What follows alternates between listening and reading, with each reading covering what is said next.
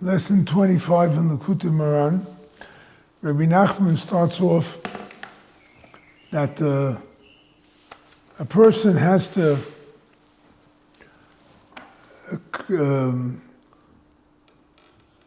subdue the imagination, and he has to learn to use his intellect. Right? Now, I chose this just now, when you asked me which volume, right?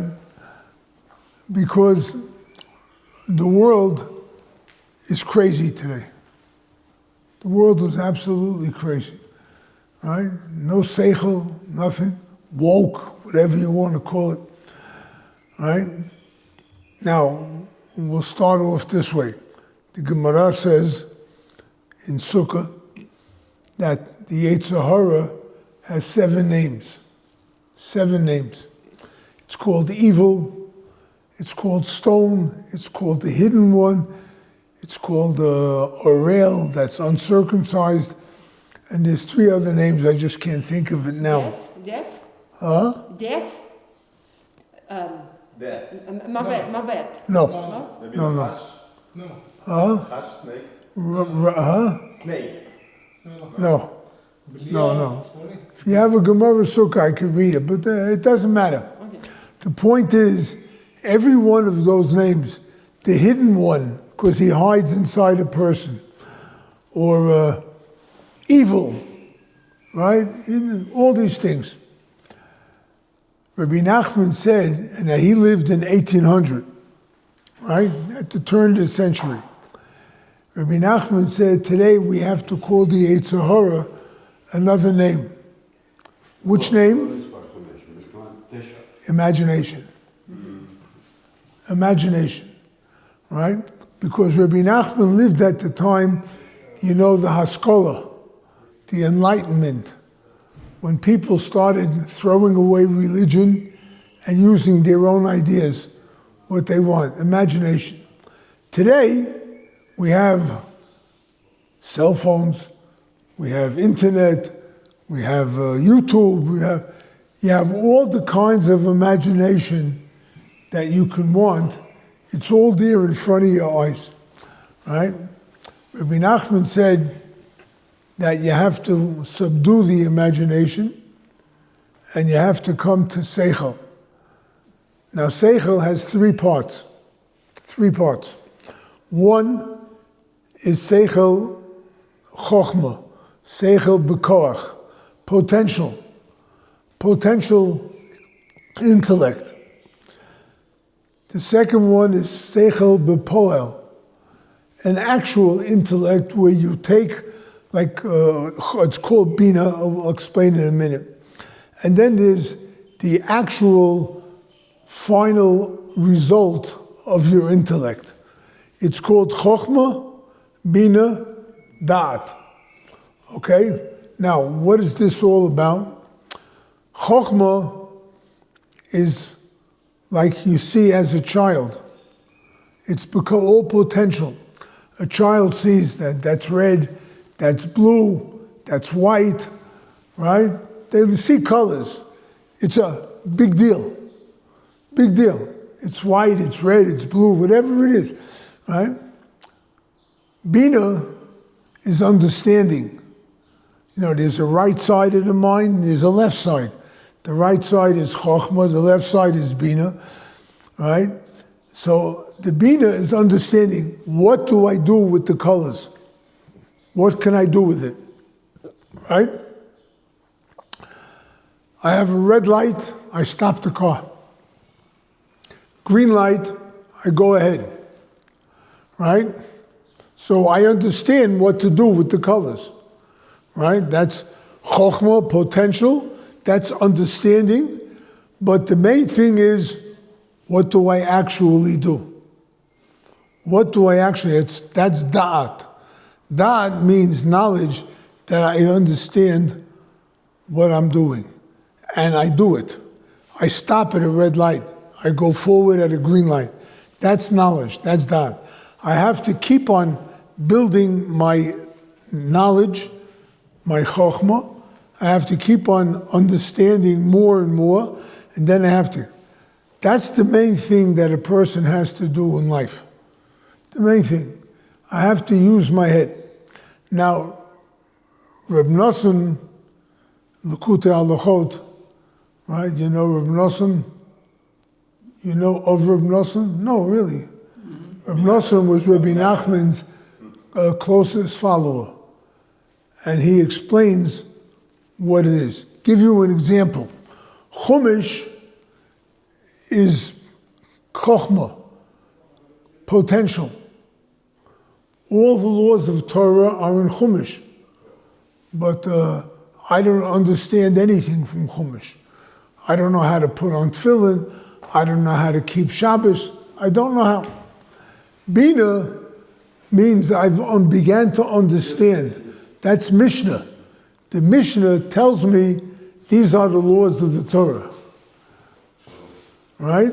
The Mishnah tells me that.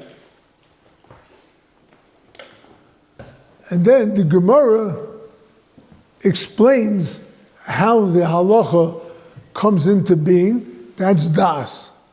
Right? That's an example. That's one thing Reb Nosson says about it. And then he says an amazing thing.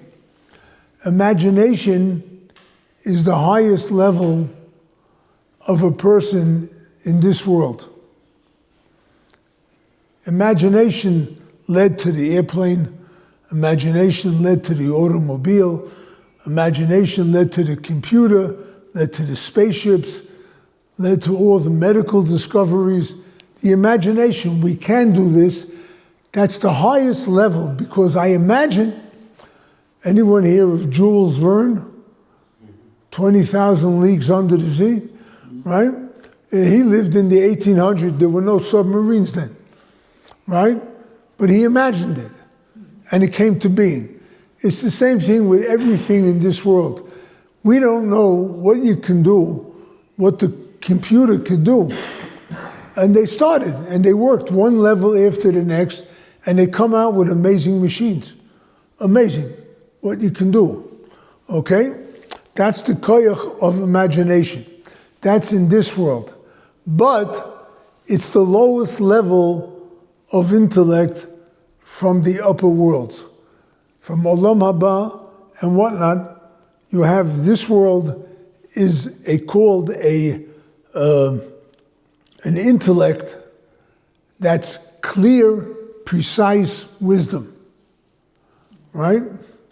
So that if somebody learns da'at, if somebody learns to take whatever they've learned and they've learned to apply it, so that person now has da'at and he could really build and make a life for himself. So Rabbi Nachman says in the lesson that anyone who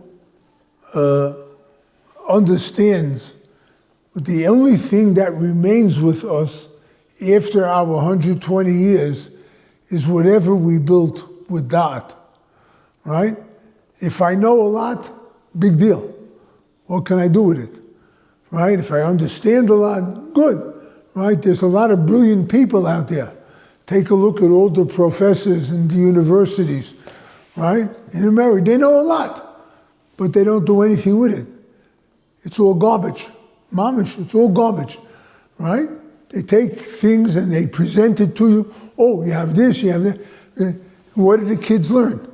Nothing, right? The only thing is das, okay? So now Rabbi Nachman is telling us to take the imagination, subdue it to what? To the intellect. You have imagination, and it's a very powerful tool. It's a very powerful tool to be able to go forward in life. Every kid has the imagination. You give kids cars to play with, right? Or you give the daughter a doll, right? So they play with these things, right? But it doesn't mean anything. But it's their imagination that lets them play with it, right? But they have to grow up to know what's the worth of this doll or what's the worth of this play car, whatever it may be. I have to be able to focus and get myself into intellect and to have seichel, to know how to work in life. So that's the way Rabbi Nachman starts the lesson. And he says, there's always going from level to level. You go one level, you attain this knowledge, you're in school, first grade. 1 + 1 is 2, right? You go to the second grade, then you learn fractions, right? And then you learn different, better math, higher math, whatnot. You have to go, the same thing with life. You have to go. So I live my life, and I do what I have to do, but I have to be able to go out, earn a living. I have to be able to study. I have to be able to get married. I have to be able to have a family. I have to be able to teach my family what's right and what's wrong, right? These are the things that Rabbi Nachman is talking about. You have to, imagination, right? Every kid wants to be a pilot or wants to drive a fire truck or whatever. You know, they have all different ideas. That's the imagination. But you have to be real. Get real, get grounded. Rabbi Nachman was very grounded, and he knew that people live, they go up in life, they go down in life, there are challenges, there are difficulties. You have to be able to use your seichel in order to be able to overcome the challenges and the difficulties that you face. Okay, so far? Okay. So now, Rabbi Nachman says later on in the lesson, like this. At every level, you're going to find challenges. I mean, I face challenges, right? I was 10 years old. Now I'm 15 years old. I have different challenges. Why? Because I'm growing, right? And anything I want to accomplish, if it's business, if it's relationships, whatever it is, it's all in the mind. I have to be able to control my mind. That's called machshava. Machshava is the thought process. One of the ways to control the machshava, because people have imagination, and we go from place to place, we do things, we want this, we want that, whatever, that's a machshava. But you want to control that machshava. You want to be able to do the right thing. So what do? The word machshava has the same letters as the word besimcha. Joy, happiness. If you're happy and you know it, clap your hands, right? But if you're happy and you know it, well then, I'm pretty sure I can see my way. I know how to go. I know how to go forward. If you're not happy, you're depressed. If you're depressed, you don't want to do anything. You don't go. Even if you have the knowledge, you have the seichel, right? You have the understanding, it doesn't help you because you're depressed. So the first step in order to be able to get to a machshava that's good, that's positive, that will help build me and propel me to the next level, for that I need joy. I need joy. So I have to go from level to level to level to level. I have to keep on going. But as I go, I get older, I'm going to face challenges. I'm going to face difficulties. It's called in the Hebrew, in the Kabbalah, it's known as klipot. Klipot are like an orange peel. It's a klipa on the fruit, right? The same thing. I want to get to the fruit, right? I don't need the orange peel. I need the fruit, but I have to peel it away. It's the same thing going from level to level, going a higher level and higher level. It all depends on how I peel away the fruit. Now, that peel could be a very great thing. It protects the fruit, right? The peel protects the fruit. You have apples, people peel the apple. The grapes, there are people who peel grapes, right? Oranges, grapefruit, whatever it may be. But you have to peel it off and know that it's good, but it's not good. Because I can't eat it. I can't eat it, it's not good. So I have to learn to know what's good about it. That's called a klipa. In Hebrew, it's called the klipat noga. Noga, right, there are 3 very evil klipot. One is called Yechezkel. It's in the first chapter of Yechezkel, near the beginning, I think plus 4 or 5. He saw Ruach Sa'ora, a storm wind, Anan Gadol, a great cloud, and Eish Mitlakachat, a fire, right? And around it, there was a noga, a light, a glow, right? So now, the Ruach Sa'ora is life, right? Hamas, that's Ruach Sa'ora, right? The Knesset, it's a Ruach Sa'ora, right? The first time I moved here in 1975, I was in a taxi and they were playing the radio. They had a session in the Knesset, right? Now I'm new to the country. I'm listening to this session, screaming and yelling and abusing everybody. I asked the driver, what's that? He said, that's the Knesset, right? A storm wind, right? That's a storm wind. That's Ruach Sa'ara. So the Knesset, Hamas, Hezbollah, the UN, right? You have problems with neighbors maybe. All that, there's a Ruach Sa'ara. There's, in Yiddish we say it's tzekochzich, you know, it's boiling, right? That's Ruach Sa'ara. Then there's an Anan Godol, a very deep cloud. The deep cloud represents all my confusion and all my doubts and all the problems that I face in life. That's the Anan Godol, right? What should I do now? Should I get out of bed in the morning? Right? Should I get out of bed? When I get out of bed, should I go to work today? Should I do this? Should I do that?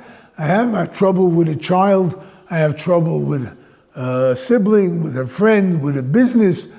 A great cloud. It covers my mind. It doesn't let me think. Doesn't let me think. And then there's Eish Mitlakachat, a burning fire where we get in all the different rages that go on, different things that pile up on me. They don't let me think. And don't let me move. They're burning away my life. Anger. Did you ever hear what anger is? Anger is a fire within the body. It just burns you up. Right? Jealousy burns you up, right? Things like that. And you have fire inside. Fire consumes. When you eat, there's a fire inside that consumes what you eat. That's good. That's a good fire.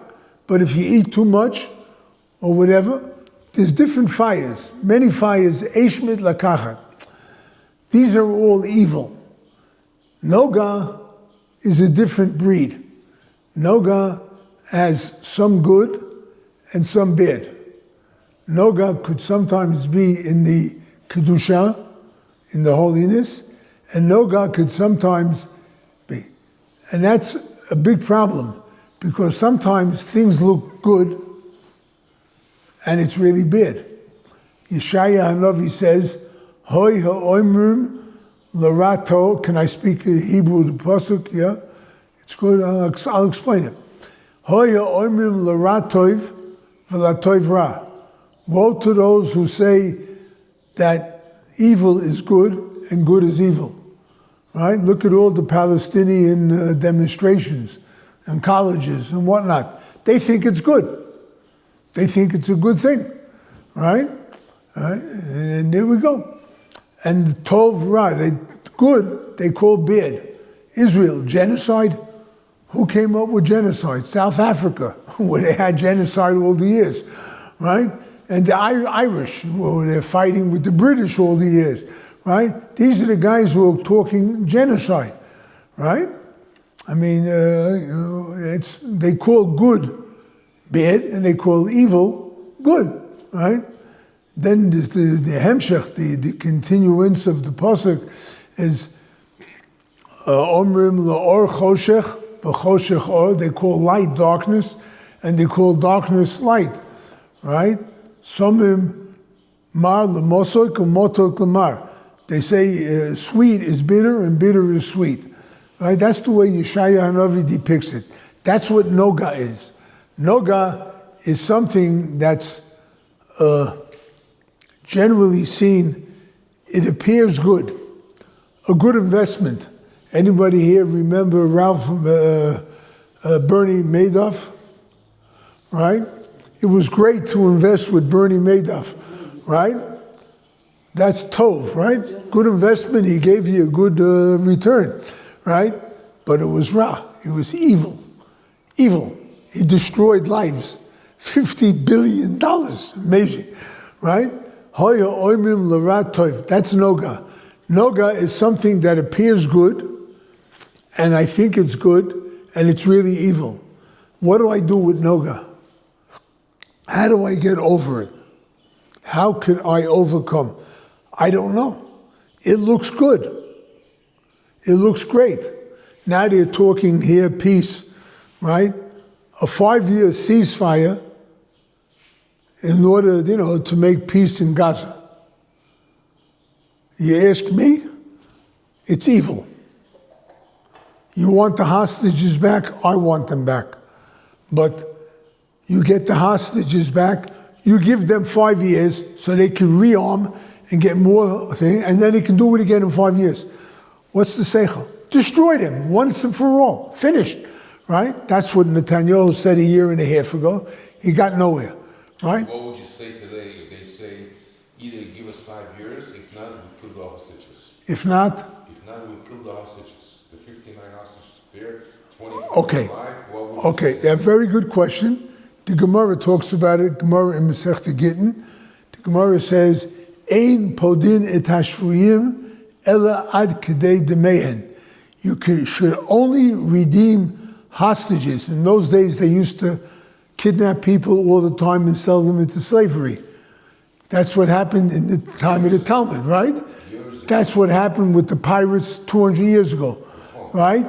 Today they do the same thing. Hamas is not that way. Hezbollah is not that way. They don't destroy lives, right?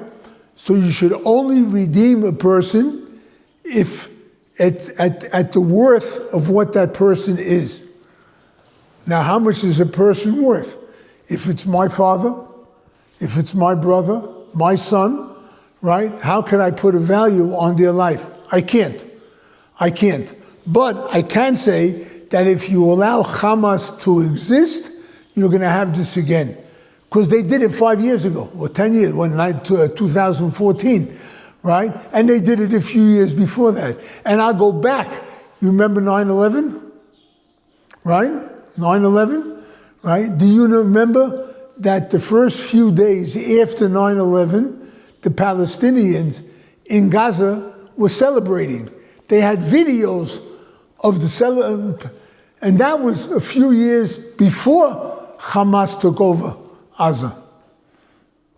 That was a few years before they took over Gaza. And they were celebrating then, right? So what kind of people you have? I hold the whole Gaza is Hamas.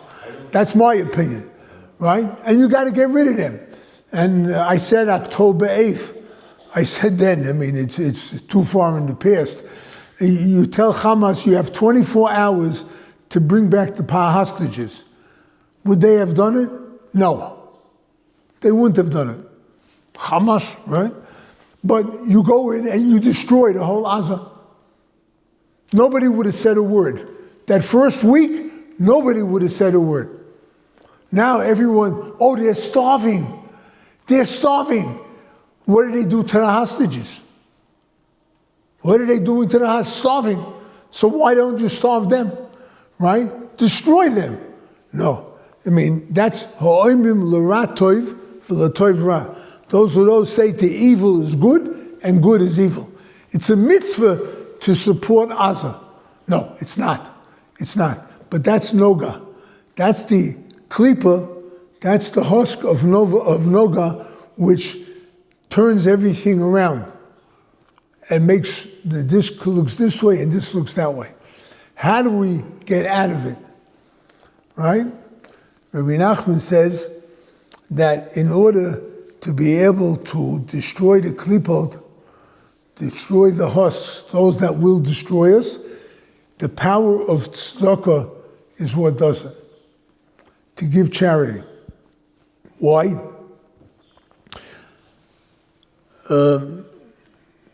Let me put it this way. In the Kabbalah, right, which Rabbi Kaplan, right, explained very clearly to a lot of things, right? I knew him, amazing guy. Anyway, the Kabbalah is what's called things are associated. One thing is associated with the other.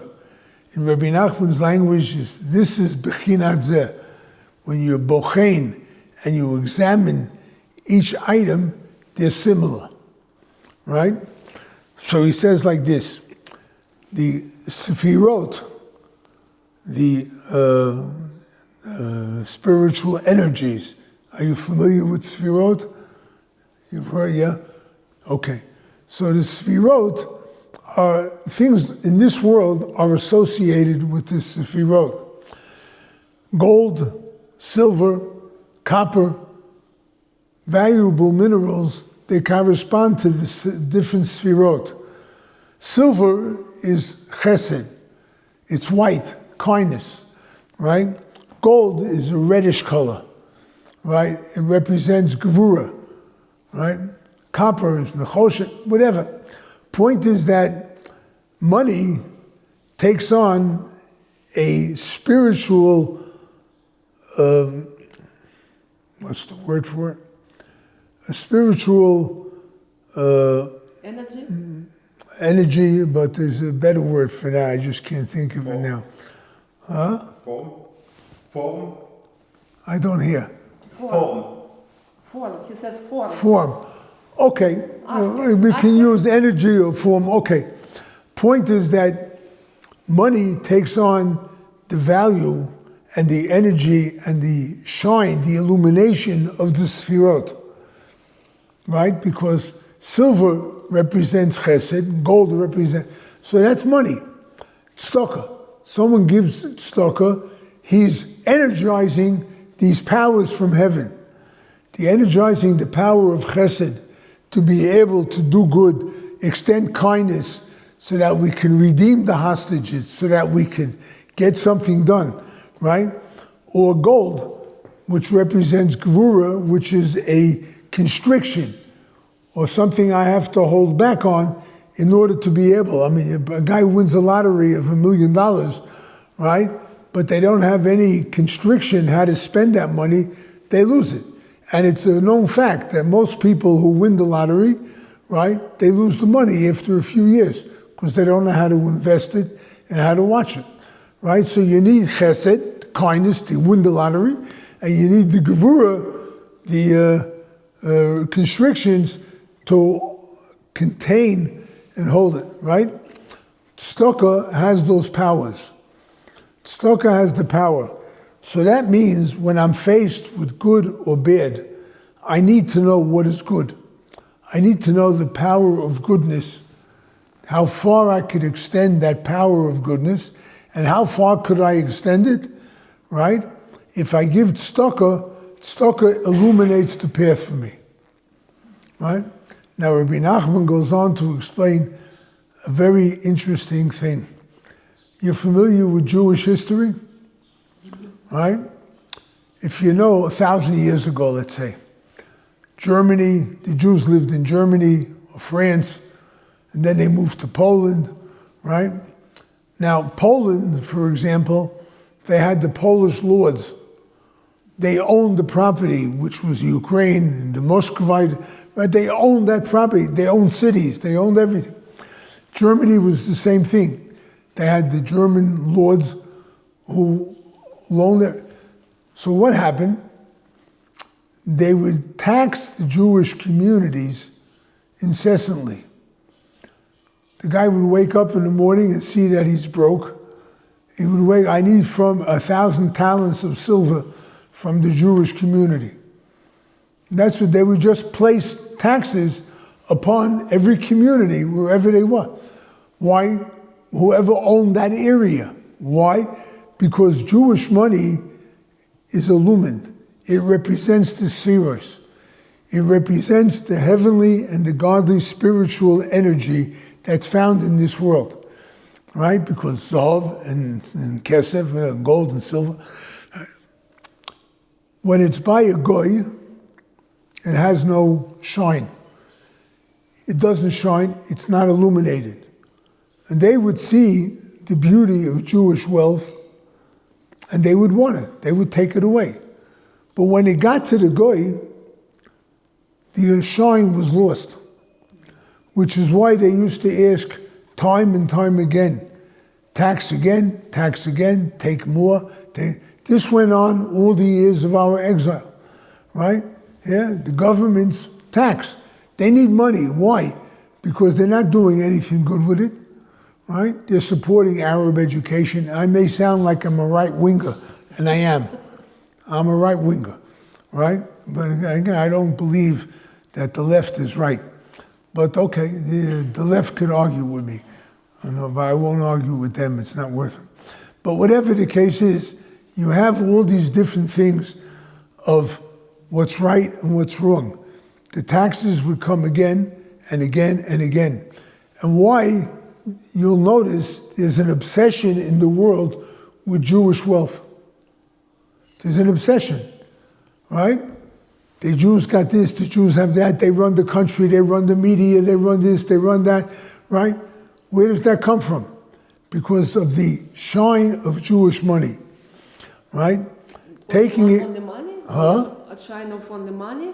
Everything is money. The Nazis, right? Did you ever hear of Prague, capital of Czechoslovakia?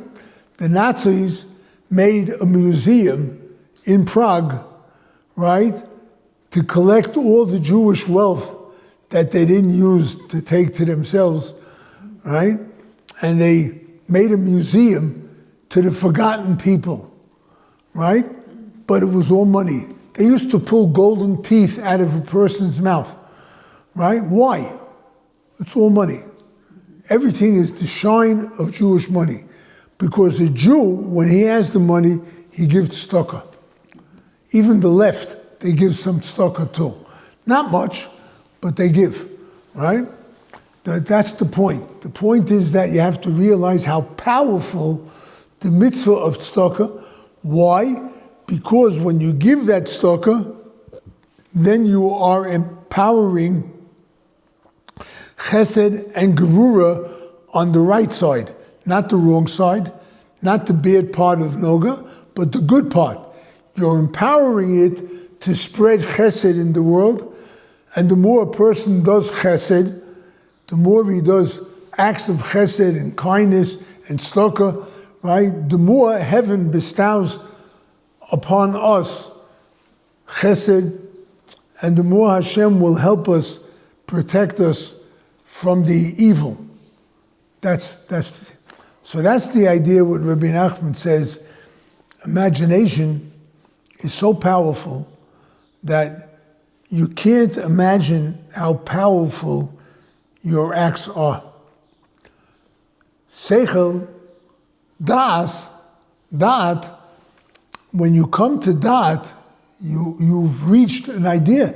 You've thought about something, you've understood the power of it, and you've done it. When you've done that mitzvah, you're empowering the heavenly powers to come down upon this earth, right?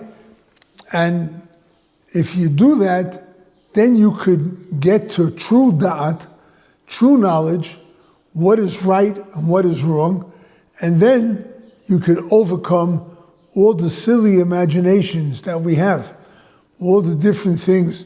Children, right?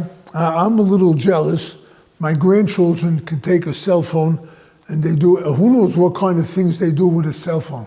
I can't. I know how to dial, and I know how to use a little bit WhatsApp, right? And I know I can call up my email on my phone. That's about it. I don't know. My grandchildren can do 10 times more than me with a phone. It's beautiful, right? The way they work on computers back and forth. I had to tell you a cute story. In 1982, that's when Apple came out with the Apple computer, right? And there was such a tumult in the world with the Apple computer. So I said, computers is the wave of the future. I should get one. I had an office, in yeshiva. I was running a kollel then and printing books. I said I should get a computer for the office. So I went to a company. I was 33 years old, right? 30. And I buy a computer. Then they had 12-inch discs, right? They didn't have the USB. They didn't have the 3-inch disc. They didn't have the. They had 12-inch discs. That was the computer. It was this big, right? And whatever. Anyway, the technician comes in to connect the computer. Right? He's 22 years old, a kid. And he says to me, "Can I ask you a question? How come somebody as old as you are interested in computers?" This 22-year-old, I'm 33, right? But that's what he did. That's what he said, right? Yeah, how come someone as old as you? And I never really learned much about computers. I mean, I know how to type, I know how to get a Word, how to use Word. Then they didn't have Word, they had other things. Whatever, but it was cute. The point is that the imagination can do tremendous things. Baruch Hashem. When I first started with the books, I realized that Rabbi Nachman has so much to offer, and I'm sitting on a gold mine. And people could benefit from all over the world, right? I got to get this stuff out. So I bought typesetting computers. They cost $50,000 at that time. $50,000 for the machine that you can type in and print. It was a lot of money. This was in the early 80s. But I said I got to do it in order to be able to get Rabbi Nachman's stuff out. Right? So here I am, sitting on a gold mine, and I got to get this stuff out. And I learned a little bit how to write and how to do this. And Baruch Hashem, but I imagined that once I get Rabbi Nachman out, so that people will really buy up, because they all heard of Rabbi Nachman. Reform, conservative, even Goyim. I got a letter once from some kind of priest in the state of Washington, right, asking me about Rabbi Nachman's teachings and whatnot. This was a long time ago. But whatever, I'm listening to this, I'm thinking about it, I'm imagining it will help the world. I had no idea. But my intellect told me it's the right way to go. Do it, right? Now, I have a magnet in the office. It reads, I started off with nothing, and I still have most of it, right? I started off with nothing. I still have most of nothing, right? But between that first nothing and the second nothing, over $10 million went into printing Rabbi Nachman. But I know now that Rabbi Nachman is all over the globe. Thanks to Rabbi Kaplan, whom I knew, my first trip to America when I got involved in Tzorchei Tzibur, right? I visited Rabbi Kaplan, and I spoke to him about doing the stories, which came out in 1983, and Outpouring of the Soul. He wanted to do that. We did that first, and we had some plans. Unfortunately, he passed away. But the idea was I needed guidance, I was by trade, I'm an electrician, right? A chashmalai. I'm an electrician. And that's how I worked till I got involved with the yeshiva, with the books, and I gradually moved over. But I had no idea, but I knew that very few people knew of Rabbi Nachman. I know now that he's all over the world. Right? Every book we published in English, there's about 80, 85 of them, right, has been translated into Spanish. We have a friend in Argentina. As soon as something comes out in English, he found one of our books in Paris. He reads French, right, whatever. Spanish, English, he's a very smart guy. So he translates everything immediately. So whatever we have in English, we have in Spanish. We also have many books, most of them are in French, and there are some books in Russian, as Iyar knows, right? There are a few books in it. And we have in modern Hebrew, right? Rabbi Nachman's Hebrew was the old-time Hebrew, right? The Hebrew of all the Sepharim that we have, Rashi and Rambam and so on, right? Now we have it in modern Hebrew. We've put out many, many books and so on. I have a friend now who lives in Melbourne, Australia, right? Melbourne, Australia. And he learns Likutey Moharan every day. He learns every day Likutey, right? By himself? By himself. Well, he has somebody he learns with, sometimes by himself, but he's tone deaf, completely deaf, right? He can't hear a word. Rosh Hashanah, he comes to Uman. He flies by himself on the plane. This is the pilot speaking, and we're coming into a rough air or turbulence. You know, please fasten. He can't hear that. He can't hear it, right? On Rosh Hashanah, he has to hear the shofar. The Baal Tokeya puts the shofar right next to his ear, and he blows, and Bekoshi, he hears the shofar. He puts it right next to his ear. Bekoshi, he could hear this, right? But he learns Likutey Moharan in Melbourne, Australia. I was never there. But Rabbi Nachman is there. He's in South Africa. He's in South America. He's in the continent of Europe. He's all over, right? And it was my imagination that told me it's the right thing to do, the intellect. And that's how we started the lesson.